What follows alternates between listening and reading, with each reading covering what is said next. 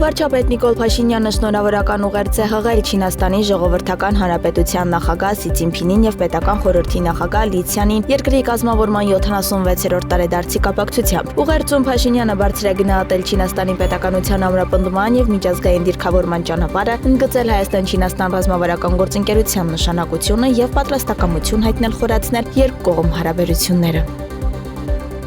Ազգային ժողովի նախագահ Ալեն Սիմոնյանը մասնակցել է Կիպրոսի Հանրապետության անկախության 65-ամյակին նվիրված ընդունելությանը եւ հանդես եկել շնորհավորական խոսքով։ Սիմոնյանը կարեւորել է հայ-կիպրական բարեկամական հարաբերությունները, ընդգծել փոխադարձ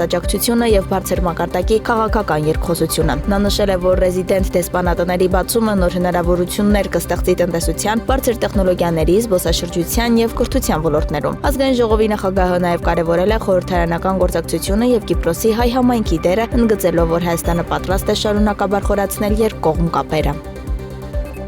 Թուրքիայի ազգային անվտանգության խորհուրդը քննարկել է Հայաստանի հետ հարաբերությունների կարգավորման գործընթացը, ընդգծվել է տրանսպորտային հաղորդակցության կարևորությունը, որը կապահովի Ադրբեջանի եւ Նախիջևանի միջև անխոչնդոտ կապը եւ կտա արդյունքներ, որոնք կբխեն տարածաշրջանի բոլոր երկրների շահերից, նաեւ վերջնական խաղաղություն հաստատելու ցանկությունից, ասվում է հայտարարության մեջ։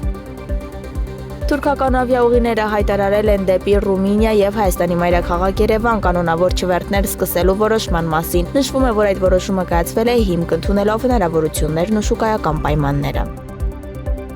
Գերմանիայի Մյունխեն քաղաքում պայթյուններ են որոտացել, դեպքի վայր են ժամանել մեծ թվով ոստիկաններ եւ հրշեջներ։ Մյունխենի ոստիկանության ներկայացուցիչը հայտարարել է, որ քաղաքի բնակիչների համար ներկայում վտանգ չկա, փողոցը, որտեղ որոտացել են պայթյունները, փակվել է։